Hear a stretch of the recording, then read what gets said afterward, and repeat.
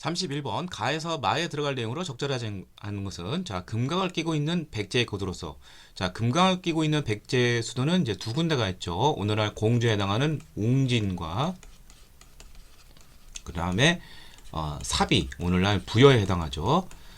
자 여기 이제 지역사를 물어보는 것인데 선지를 봤을 때 대충 봐도 웅진 공주와 관련된 거 우리가 알 수가 있습니다. 자 그럼 하나씩 보도록 하죠. 자, 선사시대 때 구석기 시대 석장리 유적. 자, 남한에서 최초로 발견된 유적지가 1964년에 바로 공주 석장리 유적지죠. 예. 전, 중, 후기 모든 특징을 가지고 있는 구석기 시대에 그러한 것이 유물이 나왔습니다. 예, 맞는 내용이고요. 그 다음에 삼국시대 때 이제 계로왕이 한성을 뺏기자 그 아들 문주왕이 475년에 웅진으로 이제 천도를 했었죠. 예, 맞는 내용이고요. 그 다음에 김원창의 난과 홍해신라기 때, 자, 김원창의 아버지 김주원이 왕위쟁탈전에서 아깝게 탈락한 것을 불만을 품고 김원창이 헌덕왕 때 822년에 반란을 일으키게 됐었죠. 맞는 내용이고요. 자, 4번. 삼별초의 봉기와 대모강제. 자, 이게 정답이 되겠네요. 삼별초의 봉기는 섬에서 있었죠. 강화도에서 있다가 배중선이 이끌고 진도 용장성, 그 다음에 김통종이 항파두리, 제주도로 옮겨가면서 섬으로만 이렇게 다녔죠. 자, 그래서 정답은 4번이 되겠고요. 자, 조선 말 이제 동학농민운동 시 우금치에서 관군 플러스 일본군의 그러한 대적했을 때 결국 신식 무기로 조련이 된 이들에게 결국 크게 패하면서 실패로 끝났죠. 예, 맞는 내용입니다. 자, 그래서 정답은 4번이 되겠습니다. 32번 가에서 라 국가에 대한 설명으로 옳은 것을 보기에서 고른 것은 자 개항 이후 한반도를 둘러싼 열강의 각축. 자 여기 뭐 블라디보스톡이 나오고 그럼 여기 연해주 쪽이고 여기는 이제 러시아가 되겠고요. 그 다음에 나는 뭐 이제 북경 이쪽이니까 이제 청나라가 되겠고 중국. 그 다음에 라는 이제 일본이 되겠죠. 예. 그 다음에 다를 보면은 어느 나라인지 모르지만 이 검은도로 진출했다는 걸 알 수가 있어요. 그렇다면 여기는 영국이 되겠습니다. 영국이 이제 검은도를 1885년에서 87년까지 불법 점령했었죠. 자, 그럼 하나씩 보도록 하죠. 러시아. 조선이 최초로 최애국 대우를 보장한 거다. 그거는 조미소 통상 조약과 관련되어 있으니까 미국이 되겠죠. 틀렸고. 자, 텐진 조약의 체결로 인해 자, 갑신정변 이후 이제 청일 양국군이 충돌했기 때문에 일단 다 같이 공동으로 철병을 하자. 그리고 나중에 문제 생기면 통보를 하고 같이 파병하자. 이게 청일 사이에서 이루어졌었죠. 근데 나가 지금 청나라인데 텐진 조약의 체결로 인해서 일단 조선에서 군대를 철수한 것은 맞습니다. 예. 1885년에 있었죠. 예, 맞는 내용이고요. 그 다음에 다가 영국인데 천주교 선교 문제로 조선과의 조약 체결이 지연됐다. 자, 이것은 영국이 아니라 불란서, 프랑스가 되겠습니다. 자, 조불수호 통상 조약이 자, 다른 나라보다 좀 늦은 1886년에 있었어요. 미국이 1882년, 뭐 영국도 바로 있었고 등등등등. 러시아도 84년인데 여기는 1886년이에요. 그 이유는 이 천주교 포교 문제가 가장 심했습니다. 자, 이거 틀린 내용이죠. 자, 두 개 짓는 거니까 벌써 기억되고 있으니까 정답은 니은 니을이 될 수밖에 없죠. 정답은 4번이 되겠고. 자, 조선과 방공령 관련 조항이 포함된 통상장정을 1883년에 제정을 했습니다. 그래서 이때 이제 방공령 규정이 있었고, 그 다음에 이제 그 관세 문제에 있어서 그 강화도 조약 때 무역 규칙에서는 무관세였는데 이제 관세를 이제 넣기도 했습니다. 그렇지만 뭐 최애국 대우라는 또 그런 것이 일본에게 또 허용이 됐고요. 자, 그래서 정답은 니은과 리을 4번이 되겠습니다. 33번 밑줄근 협회에 대한 설명으로 온 것은 협회 그러면은 뭐 거의 독립협회가 나올 확률가 많죠. 자, 드디어 우리 협회 요구가 봤는데 헌의육조. 헌의육조면 바로 이제 독립협회가 되겠죠. 이게 관민공동회, 이제 마민공동회 또 거기다가 이제 정부까지 대화를 하면서 관민공동회까지 됐죠. 자, 이 독립협회는 이제 이 헌의육지의 핵심이 되는 내용이 뭐냐면, 자, 독립협회의 3대 모토가 있죠. 자주국권, 자유민권. 예. 민의 권리를 높이자는 것이죠. 그 다음에 자강 개혁이 있습니다. 그래서 자주국권과 관련돼서는 이권 수호 운동, 주로 이제 러시아 같은 데를 이제 중심적으로 해서 말렸죠. 이권 수호를 위해서. 그다음에 자유민권 관련해서 참정권 운동. 그래서 이게 헌의육지에도 나오지만 중추원을 개편을 해서 의회로 만들자는 것이죠. 예.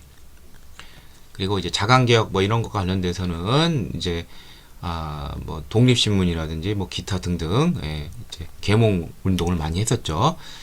자, 그래서 정답은 바로 2번이 되겠습니다. 이 자유민권 운동의 의회 설립 운동은 바로 이 중추원 관제를 개편해서 하자는 것이었습니다. 자, 나머지 보도록 하죠. 고종의 강제 퇴위 반대 운동을 주장한 것은 애국계몽 단체 중 대한자강회가 해당이 되겠습니다. 그 다음에 대성학교와 자 도산 안창호가 평양에서 대성학교를, 남강 이승원 선생이 평북 정주에서 오산학교를 설립하여 인재를 양성했다. 이거 역시 애국계몽단체 신민에 대한 설명이죠. 황제의 측근 세력을 중심으로 전제 군주제를 지향하였다. 이거는 이제 그 대한제국하고 관련되어 있는데, 독립협회가 표방한 체제는 뭐냐면 바로 뭐 군주제를 부정하는 거 아니지만 하는 건 아니지만 헌법에 입각을 한다. 법에 근거를 해야 되는 것이죠. 근데 대한제국은 대한국 국제에서 전제 군주제를 지향한 것을 볼 수가 있습니다. 일제 황무지 개강권 요구를 반대하는 운동을 전개한 것은 최초의 애국계몽단체인 보안에 대한 설명이 되겠습니다. 자, 정답은 2번이 되겠습니다. 34번 다음 전보가 발송된 이후에 사실 오는 것은 독일 주재 공사학의 이또 특별공사 어쩌고저쩌고가 군대를 이끌고 공권력 대표가 무력으로 짐을 위협하면서 그들이 만든 조약을 서명한 것을 강요했다. 그래서 이것은 늑약이라고 부르죠. 강제를 했다고 그래서. 그렇다면 을사조약이 되겠네요. 자, 이 을사조약에 따라서 우리를 보호국화 시켰죠. 외교권을 박탈하고 통감을 임명했죠. 외교관을 일본에 양도하겠다. 자, 을사조약에 체결된 직후 고종은 이것을 무효화시켜서 뭐 발버둥 쳤지만 성공하지는 못했죠. 자, 그럼 나머지 보도록 하죠. 자, 선지를 보면서 맞춰보도록. 대한제국이 대외 중립을 선언하였다. 자, 을사조약이 체결된 데는 러시아 일본 간의 싸움, 러일 전쟁이 벌어졌는데 여기서 일본이 승리했기 때문에 가는 것입니다. 자, 러일 전쟁이 1904년 2월에 있었는데 당시 이제 그 1903년 용안포 조차 러시아 요구 등등에서 일본이 러시아와 이제 대립이 굉장히 심했습니다. 그래서 전쟁이 날 것 같았어요. 그래서 1904년 1월 이 러일 간의 각축에서 고종은 대외 중립을 선언했지만 일본은 이를 무시하고 러시아를 공격하고 또 한반도에 대규모 병력을 주차시키게 됩니다. 사실상 보국화 시켜버린 것이죠. 이건 을사조약 체결 이후니까 해당이 안 되겠죠? 자, 미국과 일본이 가스라 테프트 밀약을 맺었다. 자, 러일 전쟁이 1904년 2월부터 1905년 9월까지 이 끝을 맺는 조약이 하나 있는데 그게 바로 미국 포츠머스 조약이라고 해서 러시아와 일본 사이에서 조약을 맺기를 한반도에서의 모든 권익을 일본이 이제 갖겠다 이런 내용인 것이죠. 자, 그런데 일본이 이렇게 유리하게 받아들이게 된 것은 일본과 영국 같은 초강대국의 지원이 있었습니다. 그 중에서 첫째 미국하고 일본이 1905년 7월에 가스라 테프트 밀약을 맺어서 각국의 식민지 지배를 묵인했습니다. 미국은 필리핀을, 일본은 조선을. 자, 그래서 이거는 전이 되니까 이것도 역시 틀렸고, 그 다음에 일본인 메가타가 재정 고문으로 쇼빙되었다. 자, 이것은 러일 전쟁 중인 1904년 8월에 1차 한일 협약이라는 게 있었는데 이에 따라서 1차 한일 협약에서 고문 정치, 즉 재정 외교 고문이 이제 들어오게 되는데 재정 고문은 일본인 메가타, 그 다음에 외교 고문은 친일 미국인 스티븐스가 부임하게 되었습니다. 이것도 역시 전이죠. 그 다음에 고종이 헤이그에서 열린 만국평화회의 특사를 파견해놨다. 자, 이게 이제 1907년에 있었죠. 헤이그 특사 사건. 예, 그러니까 이게 맞는 내용이죠. 정답이 4번이죠. 만국평화회의 특사를 파견해서 국제 여론에 호소해봤지만 무산됐죠. 성공하지 못했죠. 자, 그 다음에 군사전력상 필요한 지역을 일본이 제공하는 한일 의정서가 강요되었다. 러일 전쟁이 벌어지자마자 일본이 이제 한반도에 대규모 병력을 주차시키고 한일 의정서를 강요하고 체결하게 되는데 그 핵심 내용은 한반도를 일본이 마음대로 군사 기지로 쓸 수가 있는 어떤 군사 기지화된 그런 조약이 이제 핵심 내용이 되겠습니다. 자, 정답은 4번이 되겠습니다. 35번 가사업에 대한 설명으로 오는 것은 무슨 사업이네요. 자, 뭐뭐는 지세, 토지에 대한 세금을 부담을 공평히 하고 지적을 명확하여 그 소유권을 보호하고 그 매매를 양도 간편 확실하면서 토지 개량 이용을 자유롭게 하고 어쩌고저쩌고. 자, 근대적인 토지 제도를 마련하자는 것이죠. 그리고 더 중요한 것은 식민지 재정을 위해서 안정된 토지세를 걷는 것이 목적인 거 바로 일제가 1910년대에 실시한 토지 조사 사업이 되겠습니다. 예. 자, 이 토지 조사 사업에서 핵심적인 내용이냐면 이제 기한부 신고제예요. 그 소유권을 가지고 있는 사람들은 기한 내에 신고를 해야 돼요. 그렇지 않은 토지는 아무리 자기 거라도 자기 소유 확실히 자기 소유임을 인정받지를 못해요. 예, 기한 내에 신고를 해야 되고. 자, 그 다음에 중요한 것은 이제 소유권은 인정을 했지만 관습적으로 있었던 소장농들의 경작권은 보호받지를 못했습니다. 그리고 또한 지주들은 지주들의 어떤 권익 그들의 그거에 좀 맞춰져 있는 소유권 위주로 돼 있다는 거.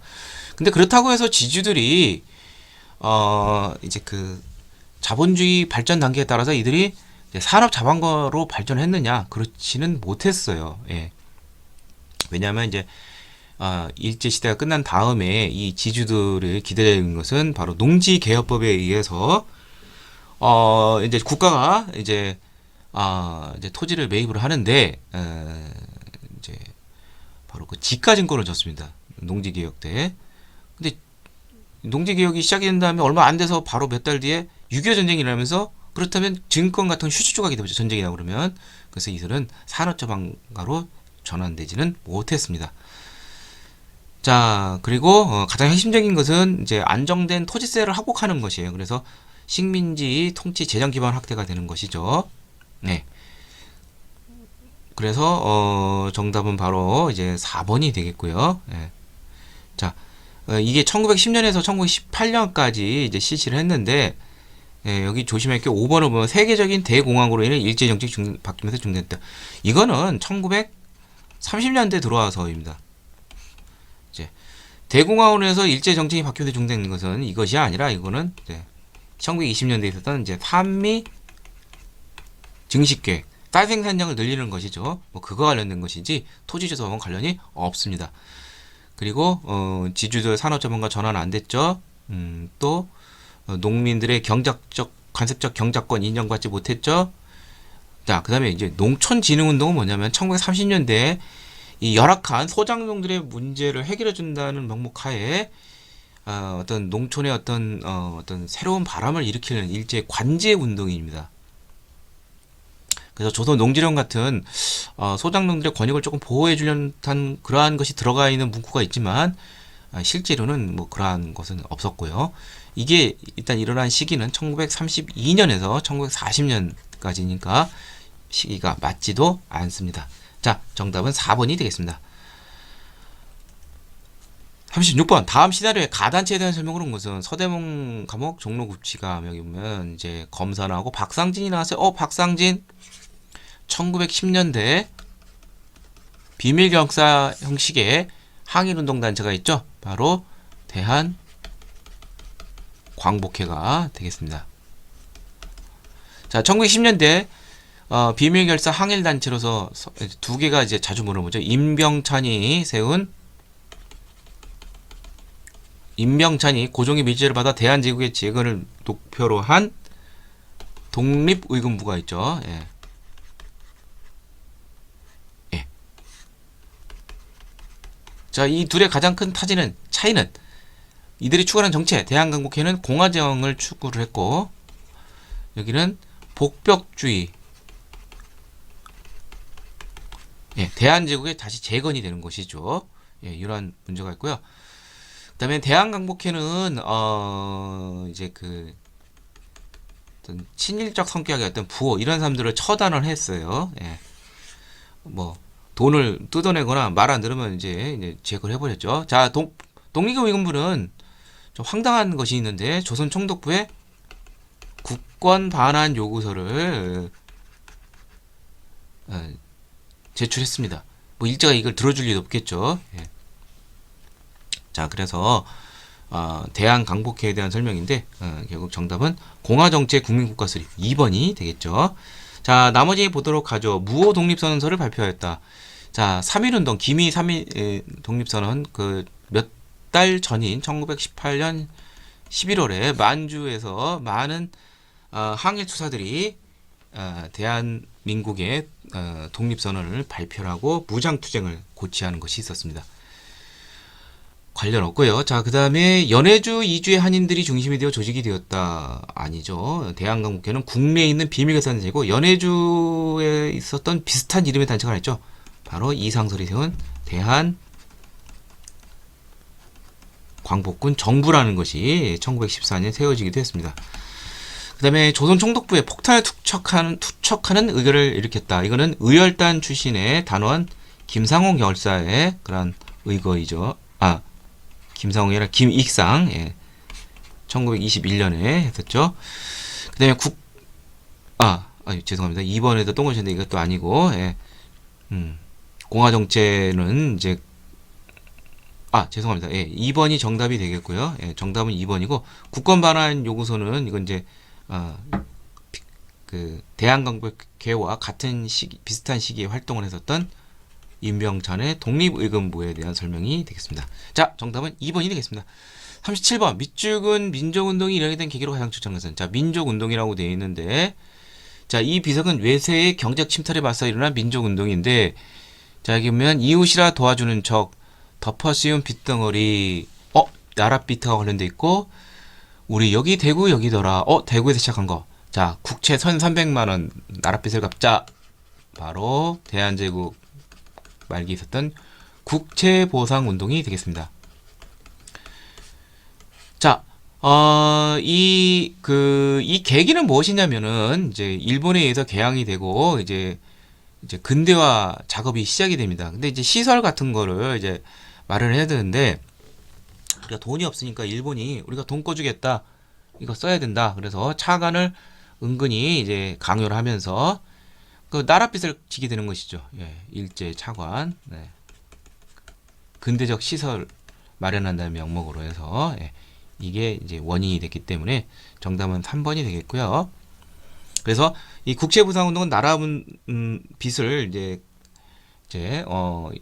허리띠를 졸라매서 이제 갚자는 것이죠. 마치 금모기 운동 비슷하다고 볼 수 있습니다.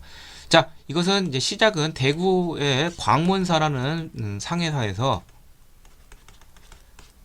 김광재, 서상돈 등의 주도하에 시작을 했는데 이게 나중에 전국으로 이제 확산이 되는데 그 전국적 조직 단체는 바로 무엇이냐면 국채보상 기성이라는 단체가 되겠고요. 대한매일신보에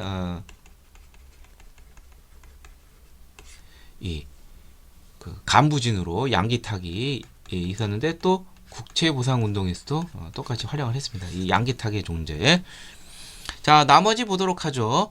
러시아가 압록강, 두만강, 울릉도의 산림체면권을 차지했다. 이건 이제 이권 침탈 중에 아간 파천 이후 그 중에서도 이제 러시아는 이제 산림, 목재 채벌권, 그 지역은 압록강, 두만강, 울릉도가 되겠고요.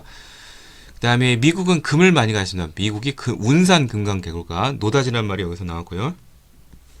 그다음에 철도 부사권은 경인선은 원래 미국이었는데 일본으로 넘어가고 그다음에 경의선 서울에서 의조 이 경의선은 프랑스가 처음 획득을 했는데 역시 이것도 일본에게 넘어가게 되죠. 그다음에 다섯 번째 중국이 조총 상민 수립 무역장적으로 내지 통상권을 얻어냈다. 이게 바로 이모군란과 관련된 바로 그런 이후에 조선과 청사에 체결된 어떤 무역에 관한 장정이 되는 것이죠. 자, 일본도 갖지 못했던 내지 통상권, 내륙 개항장이 아닌 그리고 한성 개장권이라고 해서 도성 시전 상인들과도 이제 경쟁할 수 있게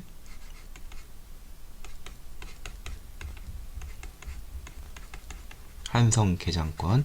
그 다음에 양화진으로도 진출했죠. 한강 쪽에. 예. 자, 그래서 정답은 3번이 되겠습니다. 38번 다음 자료의 민족운동에 대한 설명을 오는 것은 자, 일제시대 때 3대 민족운동 대규모 3.1운동이 있고 60만세가 있고 그 다음에 광주 학생 항일운동이 있죠. 1919, 1926, 1929가 있습니다. 자, 근데 이 운동은 자 어디서 시작이 됐느냐면 이제 광화문이 나오네요. 또 뭐 경복궁에서 나오고, 예. 그리고 엄청나게 많은 사람들이 일반인들까지 포함해서 이렇게 진행해 나갔습니다. 자, 그렇다면 이거는 거적적인 3.1운동이 되겠고요. 60만세면은 이거는 이제 조금 3.1운동보다는 좀 폭은 좀 작겠죠. 예, 학생, 또 사회주의자들, 학생과 사회주의자들이 동시에 추진했고, 뭐 천도교 같은 종교계도 뭐 참여하고, 그래서 이렇게 진행이 됐는데 사회주의자 쪽은 발각이 돼서 진행되지 못했지만 학생들과 나머지 이제 세력들은 천주교 이쪽은 이제 계속 이 시위 운동을 진행해 나갔습니다. 60만 세가 일어나게 된 배경도 조선의 마지막 황제 순종의 이제 죽음과도 이제 관련이 있는 것이죠. 순종 인사한 일. 그리고 3.1 운동은 그 아버지인 고종의 인사한 일이 되면서 분위기가 이제 살아오르게 된 것이죠. 자, 그래서 이거는 이제 3.1 운동에 대한 설명인가 순종 인사한 일 아니죠. 요거는 60만 세가 되겠고요. 1926년. 그 다음에 신분, 직업, 종교, 차별없이 모든 계층이 참여한 게 바로 3.1 운동이 되죠. 예, 거족족 운동 2번이 정답이 되겠습니다. 한국인 학생과 일본인 학생 간의 충돌에서 비롯된 것은 광주 학생 항일 운동이 되죠. 예, 경찰이 차별적 취급에 대해서 분노해서 일어난 것이죠. 그 다음에 성진회와 각 학교 도서회에 의해 전국적으로 확산이 되었다. 이거 역시 광주 학생 항일 운동도 학생들이 이렇게 조직적으로 나갈 수 있는 것들도 바로 이 독서회 등을 중심으로 한 어떤 학생들의 자치적인 세력, 연대, 여기서 이제 시작이 된 것이죠. 자, 그 다음에 시위를 준비하는 과정에서 사회자들이 대거 공격했다. 이것도 역시 60만 세에 관한 내용이죠. 예. 자, 그래서 정답은 2번이 되겠습니다. 39번 가무장투쟁에 대한 설명을 한 것은 자, 여기 보면 완루구 홍범도 장군 나왔네요. 뭐 어랑천도 나오고 그렇다면 이것은 일제와 최대의 항일 승첩인 청산리 대첩이 되겠습니다. 자, 청산리 대첩은 이제 스타트는 이제 백운평 전투에서 김자진이 이끄는 북로군 정서가 중심적으로 활동을 했고요. 나머지 뭐 완루구라든지 어랑촌 이런 데서 홍범도와 기타 여러 독립군 부대들의 활약이 있었습니다. 자, 그리고 청산리 대첩하고 관련이 된 것인데, 자, 여기서는 이제 가장 핵심이 되는 무대가 김자진이 이끄는